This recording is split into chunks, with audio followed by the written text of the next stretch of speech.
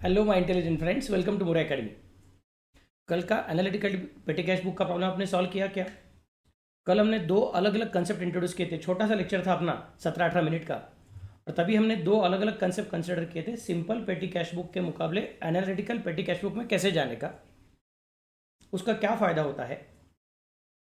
Total amount पहले मालूम पड़ना चाहिए, और उसके अलावा उस टोटल अमाउंट के अंदर बैठे हुए अलग अलग कंपोनेंट्स भी मालूम पड़ने चाहिए। इसके लिए एक टोटल अमाउंट का कॉलम पेमेंट वाला, और उसके अलावा उसका एनालिसिस के अलग अलग कॉलम्स, ऐसा पॉइंट इंट्रोड्यूस करना चाहिए। हमने कल सीखा था एनालिटिकल पेटी कैश बुक में। उसके अंदर मैंने आपको एक लेजर नाम का कॉलम भी सिखाया था कि जब भी हम अपने किसी एम्प्लॉय को एडवांस देते हैं, लोन देते हैं, या फिर कुछ छोटा मोटा चीज़ परचेस करते हैं, फॉर एग्जांपल एक चेयर परचेस किया रहेगा ऑफिस के लिए 200-300 रुपये का, फोल्डिंग वाला छोटा चेयर वगैरह करके, तो उसके लिए हम लोग क्या करेंगे, we will not treat it as normal expenditure, will treat it as a separate ledger account. तो उसके लिए लेजर का कॉलम कैसे बनाने का वो भी सिखाया आपको मैंने। उसमें एक एलएफ कॉलम रहता है, फिर उसका कैसे यूज़ करना का वो भी आपको सिखाया। और फिर सबसे इंपॉर्टेंट पॉइंट सिखाया था इंप्रेस्ड का मतलब क्या है। इंप्रेस्ड का मतलब मैंने आपको क्या सिखाया था कि हर महीने में आपको कितनी कैश मिलेगी। There are going to be two cashiers, one is the main cashier and one is the petty cashier. Main cashier will deal with main cash, bigger amounts, and petty cashier will deal with petty cash, छोटी amount. फिर हर महीने में main cashier पेटी cashier को कुछ ना कुछ तो अमाउंट देता है। ये कितनी अमाउंट रहनी चाहिए, इसको हैंडल करने के दो अलग अलग तरीके हैं। एक है normal system. Normal system works more like your pocket money, कि जहाँ पे मम्मी डैडी ने आपको पॉकेट मनी फिक्स कर दिया है कि वह हर महीने में आपको 500 रुपये मिलेगा, 1000 रुपये मिलेगा, 2000 रुपये मिलेगा, डिपेंडिंग अपॉन आप कॉलेज के लिए कितना दूर जाते हो, क्लास के लिए कितना दूर जाते हो, घर से बाहर कितने टाइम के लिए रहते हो, आपको बाहर खाना खाना पड़ेगा कि कैसे करना पड़ेगा, आपका टाइमिंग कैसा है, ये सब चीज़ें देखते हुए मम्मी डैडी डिसाइड करते हैं कि आपको पॉकेट मनी कितना देने का। तो हर महीने का पॉकेट मनी फिक्स रहता है, कितनी अमाउंट आपको हाथ में मिलेगी वो फिक्स रहता है। तो देर इज अ चांस कि पिछले महीने का जो पॉकेट मनी था उसमें से कुछ अमाउंट शायद आपने अभी तक खर्चा नहीं की रहेगी, वो अमाउंट अभी भी आपके पॉकेट में पड़ी हुई रहेगी, बची हुई रहेगी। तो चलो एग्जाम्पल, पिछले महीने में आपको 2000 रुपये का पॉकेट मनी दिया हुआ था, और उसमें से 500 रुपया बच गया है, आपने 1500 का ही खर्चा किया हुआ है। तो अगले महीने में मम्मी डैडी क्या बोलेंगे, चलो फिर से बार 2000 रुपये देता हूं, मतलब अगले महीने में आपके पास 2000 प्लस 500, ऐसा मिला के 2500 रुपया जमा हो जाएगा। फिर अगले महीने में अगर आपने फिर से एक बार 1000 ही खर्चा किया, तो 2500 में से 1000 खर्चा किया, मतलब 1500 बाकी है। फिर से नया 2000 मिलेगा, मतलब आपके पास अभी 3500 रुपया जमा हो जाएगा। Because what is constant is कितनी अमाउंट आपके हाथ में देनी चाहिए। I repeat, what is constant is कितनी अमाउंट आपके हाथ में देनी चाहिए। ये जो पॉकेट मनी का टेक्निक है, वो टेक्निक मेन कैशियर और पेटी कैशियर भी यूज कर सकते हैं कि हर महीने में कितना अमाउंट पेटी कैशियर को देना चाहिए, कितनी रकम देनी चाहिए, वो रकम, वो अमाउंट उसको फिक्स कर देंगे, और फिर वो जो भी कुछ अमाउंट है हर महीने में देते जाएंगे, बस बाकी कुछ नहीं। This is one system, this is simple method of giving the petty cash to the petty cashier. But there is one more system, very beautiful system, उसको बोलते हैं इम्प्रेस्ड सिस्टम। इम्प्रेस सिस्टम में क्या हो जाता है, पेटी कैशियर को हर महीने में कितनी कैश मिलेगी वो फिक्स नहीं रहता है, बल्कि पेटी कैशियर के पास मैक्सिमम कितनी कैश रह सकती है कैश बॉक्स में वो फिक्स रहता है। सर क्या फ़र्क है? एकदम सिंपल फ़र्क, कल भी बताया था मैंने, फिर से एक बार बता रहा हूँ फटाफट से, कि अगर सपोज आपको पेटी कैशियर के लिए 2000 रुपया देने का वादा किया रहेगा, 2000 रुपया दिया हुआ रहेगा, और उस 2000 रुपये में से अगर इस महीने में पेटी कैशियर ने 1500 रुपये का खर्चा किया रहेगा, तो उसके पास 500 रुपया बचा हुआ रहेगा। नया महीना चालू हो गया तो नए महीने में उसको 1500 रुपया ही फिर से मिलेगा, क्योंकि उसके पास ऑलरेडी 500 रुपया है। हमने फिक्स किया है कि पेटी कैशियर के कैश बॉक्स में मैक्सिमम 2000 रुपया रहना चाहिए, उसके पास पहले से 500 रुपया पिछले महीने का पड़ा हुआ है, बचा हुआ है, तो नए महीने का उसको सिर्फ 1500 मिलेगा। मतलब नए महीने की शुरुआत में उसके पास 2000 रुपया ही होगा, पहले का 500 और नया गर्मा गर्म 2000, क्योंकि 2000 फिक्स, मतलब उसके हाथ में 2500 हो जाएगा।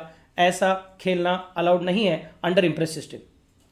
इंप्रेस सिस्टम में कहते हैं मैक्सिमम कितना अमाउंट रहेगा वो फिक्स है। तो general rule for Impress system क्या है आपका? जनरल रूल है कि पिछले महीने का खर्चा मतलब अगले महीने में मिलने वाली कैश।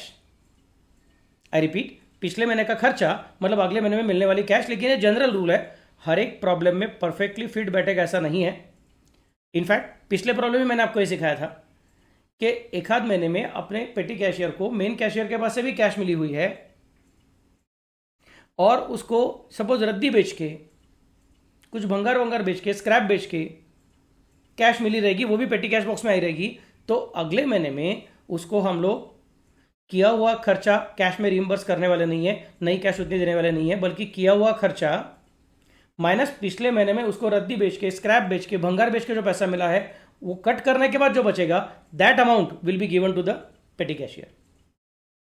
ये पिछले प्रॉब्लम में किया था, अगर नहीं देखा रहेगा तो प्लीज देख लीजिए। चलो फिर अभी आज नया प्रॉब्लम करेंगे। Enter the following transactions in an analytical petty cash book under impress system for August 2018।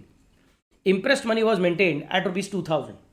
I repeat, impressed money was maintained eight ₹2000। मतलब फिक्स किया था कि बाबा उसको 2000 रुपया मैक्सिमम रहना चाहिए, 2000 रुपया मिलना चाहिए, फिक्स नहीं किया था, बल्कि उसके कैश बॉक्स में मैक्सिमम 2000 रुपया रहना चाहिए, ऐसे बोला हुआ था। तो पहला पॉइंट कौन सा आएगा? 2018 का अगस्त 1 तारीख को ओपनिंग पेटी कैश बैलेंस 150 रुपया। ओपनिंग पेटी कैश बैलेंस 150 रुपया। Check received from chief cashier 1850 रुपया। ओपनिंग पेटी कैश बैलेंस 150 रुपया and check received from chief cashier 1850 रुपया। बहुत इंपॉर्टेंट शब्द कौन सा है मेरे लिए? चेक रिसीव्ड बोला है उन्होंने। चेक रिसीव्ड मतलब petty cashier is not getting hard cash from the cashier but is receiving a cheque. फिर वो चेक जाके बैंक में जाएगा, बेयरर चेक रहेगा, विड्रॉ करके लेके आएगा। That is how the amount is given. मतलब याद रखने का कि हर महीने में उसको हाथ में मेन कैश नहीं मिलेगी, बल्कि हाथ में चेक मिलेगा और वो चेक को यूज करके कंप्लीट करेगा। मतलब cash will be coming into the petty cashier but main cashier is not the giver, bank is the giver. So entry क्या हो जाएगी? कैश अकाउंट डेबिट या फिर petty cash account debit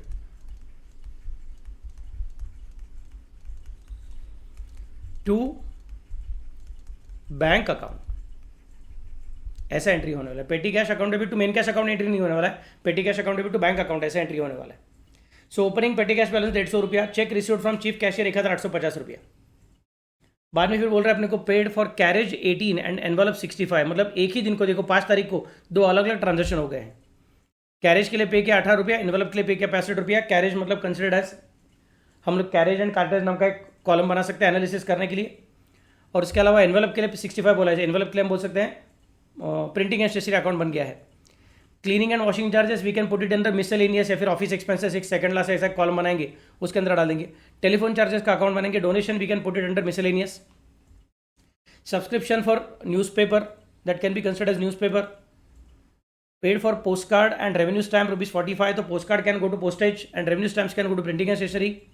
paid for refreshment can go to miscellaneous या फिर office expenses. Paid for auto charges can go to travelling, को अपना carriage वैरेज के साथ डाल सकते हो, नहीं तो ट्रैवलिंग करके अलग कंसिडर कर सकते हो, क्योंकि generally carriage is the word use for the purpose of goods transport and auto charges are generally not for goods transport but obviously for passenger transport. बाद में पेड वेजेस उसका अलग कॉलम बना सकते हैं। Paid for repairs and machinery उसका अलग column बना सकते हैं। And then paid to mister Krishna, तो कृष्णा का अपना को लेजर अकाउंट करके कॉलम है उसके अंदर सब लिखना पड़ेगा। चलो फिर फटाफट से ड्रॉ करेंगे। क्या है? इन द बुक्स ऑफ कौन है रे? कुछ बोला नहीं उन्होंने अपने को। इन द बुक्स ऑफ कौन है? Analytical petty cash book for अगस्त 2018। चलो फटाफट से ड्रॉ कर लो। In the books of dash dash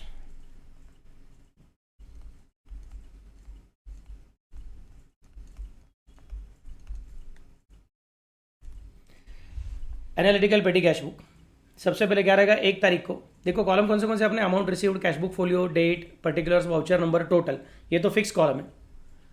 last का कॉलम लेजर, उसके आगे का कॉलम एलएफ, मतलब सेकंड लास्ट कॉलम लेजर और लास्ट का कॉलम एलएफ, ये भी फिक्स कॉलम है। बीच में अपना एनालिसिस चलेगा। तो मैंने बना दिया carriage, printing and stationery, telephone charges, postage, travelling and conveyance, wages and miscellaneous.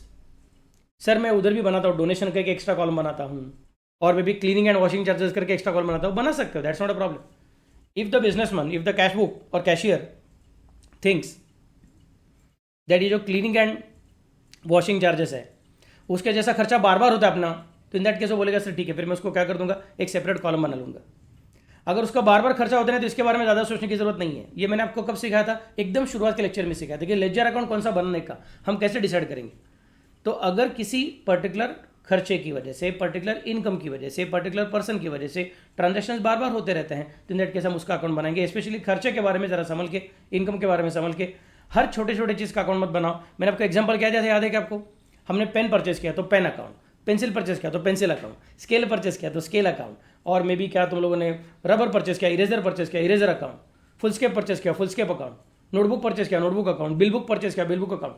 ऐसा कुछ करने की जरूरत नहीं है। हम बोलेंगे बहुत छोटा छोटा अमाउंट बनते जाएगा, उससे अच्छा क्या कर दो, एक ही अकाउंट बन दो, प्रिंटिंग एंड स्टेशनरी अकाउंट, क्योंकि ये छोटे छोटे खर्च है। तो उसके जगह पे हमने क्या बोला कि हर एक का छोटा छोटा पॉइंट बोलने की जरूरत नहीं है, सिर्फ हम लोग सबको मिला के कंबाइंड अकाउंट बनाएंगे। उसका फीचर क्या है, उसका कैटेगरी क्या है, उसका नेचर क्या है, वो समझते हुए उसको हम बोल देंगे डायरेक्टली एक ही अकाउंट बनाने का, प्रिंटिंग एंड स्टेशनरी अकाउंट। वैसे ही अगर आपको लगता है कि अकाउंटेंट को लगता है, बिजनेसमैन को लगता है कि ये खर्चा सिग्निफिकेंट है, ये मुझे रिपोर्ट में बाद में दिखना चाहिए कि मैंने इसके ऊपर कितना खर्चा किया है, तो हम बोल के ठीक है फिर उसका अकाउंट बना लो। लेकिन ये छोटा मोटा खर्चा है, रिपोर्ट में अलग से नहीं दिखेगा तो भी चलेगा, it is okay for us. तो ठीक है, उसको किसी और खर्चे के साथ जो और भी एक छोटा खर्चा है उसके साथ क्लब कर देंगे तो भी चल जाएगा। That is the basic logic. So have prepare that miscellaneous का कॉलम। चलो फिर पहला ट्रांजेक्शन कौन सा है तुम्हारा? पहला ट्रांजेक्शन है ओपनिंग पेटी कैश बैलेंस 150 रुपया and check received from chief cashier 1850 रुपया। दोनों रिसीट साइड के पॉइंट्स है, मतलब कहाँ पे डालना चाहिए, अमाउंट रिसीव्ड के अंदर डालना चाहिए। 1 तारीख को ओपनिंग पेटी कैश, 1 तारीख को cheque received from chief cashier 1850। So I can specify to balance brought down 150 amount received के अंदर कंसिडर करने का। ये अमाउंट कहाँ से मिला अपने को? पिछले महीने से अपने पास आया हुआ है, कि अभी फिर से बार मेन कैशियर के पास से नहीं मिला हुआ है, पिछले महीने से हमने बैलेंस ब्रॉट डाउन किया हुआ है। और उसके अलावा 1 तारीख को फिर से टू बैंक अकाउंट 1850 रुपया जो अपने को मेन कैशियर के पास से मिला हुआ है। इसका अमाउंट सर आपने टोटल कॉलम में नहीं लिखा, बराबर है। Total column is about total payments, और ये दोनों तो पेमेंट है नहीं, ये दोनों तो रिसीट्स है, मतलब अपने को लेफ्ट साइड में लेना पड़ेगा। नेक्स्ट पॉइंट कौन सा है? Paid for carriage ₹18 and envelope ₹65। तो सर दोनों को एक ही कर दूं क्या? 18 + 65 मैं बोलूंगा, ऐसा मत करना। भले ही वो एक ही दिन के ट्रांजेक्शन है तो भी वो दो अलग अलग ट्रांजेक्शन है, एक कैरेज के लिए है और एक एनवेलप के लिए है। Envelope goes in printing and stationery and carriage goes in travelling and conveyance, नहीं तो कैरेज एंड कार्टेज उसके अंदर जाएगा। तो दो अलग अलग चीज़ें, उसको मिक्स मत करना। सर छोटी छोटी अमाउंट है चल जाएगा ना, ऐसा मत करो। नेचर पूरा अलग है। फुल स्केप के साथ नोटबुक को मिक्स किया तो ठीक है, पेंसिल के साथ पेन को मिक्स किया तो ठीक है। Pencil, pen, scale, eraser, notebook, foolscap, bill book, receipt book, voucher book, इसको मिक्स करके बोल दिया सर एक ही प्रिंटिंग एसेसरी, वो समझ सकता हूं मैं। लेकिन एनवेलप मतलब प्रिंटिंग एसेसरी एंड कैरेज मतलब ट्रांसपोर्टेशन चार्जेस फॉर गुड्स, इन दोनों को मिक्स नहीं कर सकते हो, क्योंकि ये दोनों का नेचर ही पूरा अलग है, तो उसको सेपरेट कंसिडर करना पड़ेगा। सो आई विल कंसिडर कि एक कौन है कैरेज और दूसरा कौन है एनवेलप। तो चलो अभी इसको रिकॉर्ड करना चालू करते हैं। रिकॉर्ड करेंगे तो कहाँ पे जाएंगे हम लोग? तारीख लिखेंगे उसका 5 तारीख। एक का नाम क्या है? बाय कैरेज, दूसरे का नाम क्या है? By envelope. Amount total column में लिख दिया, टोटल में 18 और 65 65। बाद में 18 रुपये का एडिशनल एनालिसिस कहाँ पे लिखा? कैरेज कॉलम में। और 65 रुपीज़ का एडिशनल एनालिसिस कहाँ पे लिखा? प्रिंटिंग एंड स्टेशनरी कॉलम में। इस तरह से पूरा कर दिया है। Let me consider next point कौन सा है तुम्हारा? Paid for cleaning and washing charges 80, 6 तारीख को है। And paid for telephone charges 280, ये 8 तारीख को है। तो 6 तारीख को क्लीनिंग वॉशिंग चार्जेस, 8 तारीख को टेलीफोन चार्जेस, ये दोनों को रिकॉर्ड करने का 80 रुपया, 280 रुपया। तो मैं चला गया यहाँ पे 6 तारीख के, वहाँ पे लिखा bye cleaning and washing 80 rupees. But मैंने क्लीनिंग एंड वॉशिंग का अलग कॉलम बनाया नहीं एनालिसिस बनाने के लिए, तो मैंने डायरेक्टली कहाँ पे डाल दिया? मिसलेनियस में डाल दिया। दूसरा कौन था? 8 तारीख को टेलीफोन 280 रुपया था, उसका मैंने सेपरेट कॉलम बनाया हुआ था, तो मैंने उसको डाल दिया telephone charges 280 rupees. Then comes the next point. अगला पॉइंट कौन सा था आपका? Donation 250 and subscription to newspaper 120। कौन से तारीख को है? 10 तारीख को और 14 तारीख को है, मतलब मिक्स करने का सवाल ही नहीं, अलग अलग लिखना पड़ेगा। और एक कौन है? डोनेशन 250 रुपया। दूसरा कौन है? सब्सक्रिप्शन टू न्यूज़पेपर 120 रुपया। तो इन दोनों को डाल दूंगा यहाँ पे, एक है 10 तारीख और एक है 14 तारीख। बाय डोनेशन 250 रुपया। उसका एनालिसिस करने के लिए सेपरेट कॉलम नहीं है, तो डायरेक्टली कहाँ पे डाल दिया मैंने? मिसलेनियस कॉलम में। और न्यूज़पेपर 120 रुपीज़, वो भी मिसलेनियस कॉलम में डाल दिया, क्योंकि हमने न्यूज़पेपर सब्सक्रिप्शन का कॉलम बनाया हुआ नहीं है। अभी कोई बच्चा बोलेगा सर नहीं हम बना देना, मैं कुछ ना नहीं बोल रहा हूँ, बना लो सर, हमारे कॉलेज में चलेगा क्या? हाँ आराम से चलेगा, don't worry. So if you think that sir कुछ खर्चे रिकरेंगे तो मैं उसका सेपरेट कॉलम बना लेता हूँ, या फिर सिंगल रखे तो मुझे लगता है कि मैं इसके अलग एनालिसिस कॉलम बनाता हूँ, चलेगा, don't worry, you are not going to miss the marks. Okay, then comes the next point कौन सा है तुम्हारा? Paid for post card ₹60 and revenue stamp ₹45। Post card को 60 मतलब हो गया कौन? पोस्टेज। रेवेन्यू स्टैम्प 45 मतलब it will go to printing and stationery. So I will consider here revenue stamp 45, you can go to printing and stationery और you can go to miscellaneous. And postcard will go to postage, क्योंकि postage का column में वहाँ पे डाल दिया है। Okay, then comes the next point. अगला पॉइंट कौन सा है? Paid for refreshment 200 rupees. Paid for refreshment 200 rupees. And 26 तारीख को paid for auto charges 55। Auto charges मतलब कैरेज नहीं, ऑटो चार्जेस मतलब क्या होगा? ट्रैवलिंग एंड कन्वेंस होगा। और रिफ्रेशमेंट मतलब मिसलेनियस में डाल दिया तो भी चलेगा। 22 तारीख एंड 26 तारीख। लेट मी कंसिडर हियर 22 तारीख 26 तारीख by refreshments by auto charges 200 और 55 टोटल कॉलम में तो लिखना ही है किसी भी ट्रांजेक्शन को। पेमेंट रहेगा तो टोटल कॉलम में आना चाहिए, रिसीट रहेगा तो नहीं आया तो भी चलेगा। सो 200 ले लिया, 55 ले लिया, 200 को डाल दिया हमने किधर, मिसलेनियस के कॉलम में, और 55 को डाल दिया हमने ट्रैवलिंग एंड कन्वेंस के कॉलम में। So that is taken care of. अगला पॉइंट कौन सा है तुम्हारा, अगला पॉइंट है wages 75 and repairs to machinery 180। Wages 75 उसको हमने वेजेस के कॉलम में डाल दिया, एंड रिपेयर्स टू मशीनरी 180 उसका रिपेयर्स का कॉलम बनाया नहीं था, इसलिए मैंने मिसलेनियस कॉलम में डाल दिया। बाद में बोला है paid to mister Krishna 500, paid to mister Krishna ₹500। बोलूँगा ठीक है, फिर कृष्णा का नाम लिख दो, बाय कृष्णा करके 500, और उसको डाल दो अपने लेजर के कॉलम में 500। फिर यहाँ पे क्या करेंगे मालूम है, कृष्णा का लेजर अकाउंट कौन से पेज पे है वो हम ढूंढ के उसका नंबर लिख के रखेंगे कि वह कृष्णा का लेटर से लेजर अकाउंट जो है वो अपना से पेज नंबर 100 पे है, तो हम बोलेंगे ठीक है, फिर यहाँ पे पेज नंबर 100 लिख देने का मतलब ये 500 रुपये का सेकंड इफेक्ट कहाँ पे रहेगा, 500 रुपये का सेकंड इफेक्ट अपने 100 नंबर के लेजर नाम के बुक में 100 नंबर के पेज में कृष्णा का अकाउंट रहेगा, उसके डेबिट साइड में पड़ा रहेगा टू पेटी कैश, ऐसा हम लिख के रखते हैं। That is the basic benefit of it. तो कोई होशियार बच्चे रहेंगे बोलेंगे सर आपने ये सब बताया, अच्छी बात है कि कृष्णा का सेकंड इफेक्ट कहाँ पर रहेगा समझाया आपने, बट सर ये 1928 नहीं तो 18 नहीं तो 65 नहीं तो 280 नहीं तो 60 नहीं तो 55 नहीं तो 75 नहीं तो 875, इसका सेकंड इफेक्ट कहाँ पे डालने का है, यस वो सिखाने वाला हूँ, लेकिन वो नेक्स्ट प्रॉब्लम में सिखाऊंगा। अभी सिर्फ इतना याद रखो कि जब स्पेशल टाइप का एडजस्टमेंट रहता है, एडवांस दिया, लोन दिया किसी अपने एम्प्लॉय को वगैरह करके, तो उसको हम लेजर कॉलम में लिखते हैं और उसका पोस्टिंग कहाँ पे करते हैं, लेजर अकाउंट में करते हैं।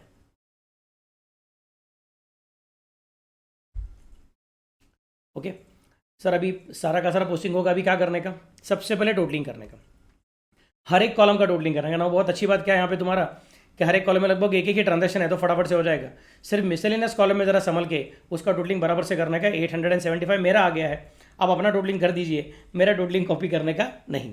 Okay, let me consider next point. अभी टोटल कॉलम का भी टोटलिंग कर दिया, इमीडिएटली उसी लाइन पे लिख दिया, नाम रखा टोटल, फिर उसके नीचे एक लाइन छोड़ दिया और बाद में कर दिया फिर रिसीट साइड का टोटल। रिसीट साइड का टोटल कितना है 150 एंड 1850, तो उसका टोटलिंग ले लिया 2000, वो टोटलिंग ले लिया 2000। यहाँ पे बैलेंस कितना है 72, ये क्लोजिंग बैलेंस है। अगर ये क्लोजिंग बैलेंस है तो उसको कहाँ पे डालना पड़ेगा, ओपनिंग बैलेंस करके कंसिडर करना पड़ेगा। और बैलेंस कितना आएगा आपका, बैलेंस आएगा आपका यहाँ पे 72। सर किधर से हमको बैलेंस, यहाँ से आया, दिस 72 का बैलेंस, this 72 का balance is coming here. Okay, then comes the next part, very important part। अभी अगला महीना चालू हो गया है, सितंबर महीना चालू हो गया, अगस्त खत्म हो गया, तो सितंबर महीने में 1 तारीख को क्या होने वाला है, सितंबर महीने के 1 तारीख को पेटी कैशियर को फिर से बार पैसा मिलेगा। लेकिन कैसे मिलेगा, पिछले महीने में हमने देख लिया था कि पेटी कैशियर को पैसा कैश के रूप में नहीं मिल रहा है, पेटी कैशियर को पैसा चेक के रूप में मिल रहा है। तो probably this is the system of this business कि they are giving a bearer cheque to the petty cashier. तो अगले महीने में भी हम लिखेंगे 1 तारीख सितंबर को ओपनिंग बैलेंस लिखने के बाद फिर से एक बार क्या पैसा आया, बैंक के पास से पैसा आ गया टू बैंक अकाउंट, अमाउंट कितना है 1928। पिछले महीने का खर्चा इज इक्वल टू अगले महीने का इंप्रेस्ड। सर यहां पे परफेक्टली टैली हो गया, यस, क्योंकि पिछले महीने में उसको रद्दी बेच के, भंगार बेच के, छोटा मोटा सन्ड्री रिसीट्स कुछ भी मिला हुआ नहीं है। इसका मतलब हमने उसके पास देख लिया था पिछले महीने की शुरुआत में 150 रुपये उसके कैश बॉक्स में पड़ा हुआ है। फिर हमने मन में सोचा कि इसके पास मैक्सिमम कितना पैसा रहना चाहिए, 2000 रुपये रहना चाहिए, ऑलरेडी 150 रुपया है। इसके लिए पिछले महीने के 1 तारीख को हमने उसको कितना पैसा देकर रखा था, 1850 रुपये का चेक दिया था। बाद में पिछले महीने में उसको और किसी भी सोर्स के पास से किसी भी वजह से कैश मिली हुई नहीं है। अगर उसको कैश मिली नहीं है किसी और सोर्स के पास से, इसका मतलब उसने जितना खर्चा किया है वो हमने दिए हुए खर्चे में से ही किया हुआ है, उसके पास और कुछ खर्चा करने के लिए पैसा है ही नहीं। हम बोलेंगे in that case previous months expenditure can become next months impressed, next month का चेक उतने का अमाउंट करेगा। सपोज जस्ट एग्जाम्पल, अगर यहाँ पे कुछ रहता था कि सेल ऑफ ओल्ड न्यूज़पेपर और यहाँ पे सपोज उसको 100 रुपये मिला रहता था, 100 रुपीज, जस्ट एग्जाम्पल बोल रहा हूँ मैं, तो इन दैट केस हम क्या बोलते थे, ये 1928 बराबर है, लेकिन अगले महीने में कैश कितनी आएगी, फिर बैंक से चेक कितना आएगा, 1928 का नहीं आएगा, फिर 1828 का आएगा। अगले महीने का कैश या फिर imprest will be equal to पिछले महीने का खर्चा माइनस पिछले महीने में मेन कैशियर छोड़ के और किसी भी अलग सोर्स से कुछ कैश आई रहेगी तो उसको माइनस करो और बचे कुछ अमाउंट को इंप्रेस करके दे दो। क्योंकि इंप्रेस का रूल क्या है, हर महीने में कितना मिलेगा वो फिक्स नहीं है, हर महीने में तुम्हारे कैश बॉक्स में मैक्सिमम कितना बचेगा वो फिक्स्ड है. Is it clear to all of you? So that is all about this particular problem. I wanted to discuss this problem with all of you. इसमें दो अलग अलग पॉइंट सिखाया मैंने आपको कि चेक दिया है कैसे समझ लेने का, चेक दिया है कैसे, मतलब चेक का ट्रीटमेंट कैसे करने का. हमने एंट्री क्या किया था उसका चेक करें, याद है क्या आपको? Petty cash accountable to bank account, petty cash में पैसा आया and bank is the giver. ये बहुत इंपॉर्टेंट पॉइंट था. और इंप्रेस का वर्किंग पिछले प्रॉब्लम में थोड़ा अलग था, ये प्रॉब्लम में अलग है, क्योंकि पिछले प्रॉब्लम में पेटी कैशियर को मेन कैशियर के पास से भी पैसा मिला था और पिछले प्रॉब्लम में पेटी कैशियर को बाहर से भी पैसा मिला था, सेल ऑफ ओल्ड न्यूज़पेपर. इस प्रॉब्लम में पेटी कैशियर को सिर्फ मेन कैशियर के पास से पैसा मिला है, बाहर से कुछ भी मिला हुआ नहीं है. इसके लिए in this problem I can say कि पेटी कैशियर को मिलने वाला अगले महीने का amount will be equal to petty cashier का पिछले महीने का खर्चा. पिछले महीने का खर्चा इस प्रॉब्लम परफेक्टली बैठा, पिछले प्रॉब्लम में नहीं बैठा था. मैं सब पूरा पॉइंट डिस्कस किया हुआ है और आपको वो भी सिखाया मैंने पोस्टिंग का कैसे करने का है, लेजर नाम के कॉलम का. अभी एक क्वेश्चन बाकी रहेगा मेरा कि हर एक कॉलम का जो टोटलिंग है उसका पोस्टिंग होगा कि नहीं होगा और कैसे होगा, उसका क्या वर्किंग करने का, वो मैं अभी कल के लेक्चर में सिखाऊंगा. Okay, so thank you very much. All the best to all of you. Complete कर लीजिए, अगले प्रॉब्लम का फॉर्मेट ड्रॉ करके रख लीजिए so that it will be easy for the purpose of solving with me. और प्लीज़ याद रखिए, टोटलिंग किसी भी हालत में मेरा कॉपी करने का नहीं, खुद का टोटलिंग खुद करने का, तो ही आपको फायदा होने वाला है. ओके, क्योंकि एग्जाम में तो मैं आने वाला हूँ नहीं, आपको अकेले को भी पढ़ाई करने का है, पेपर सॉल्व करने का है. चलो देन, हाँ, okay, bye bye, take care, good night.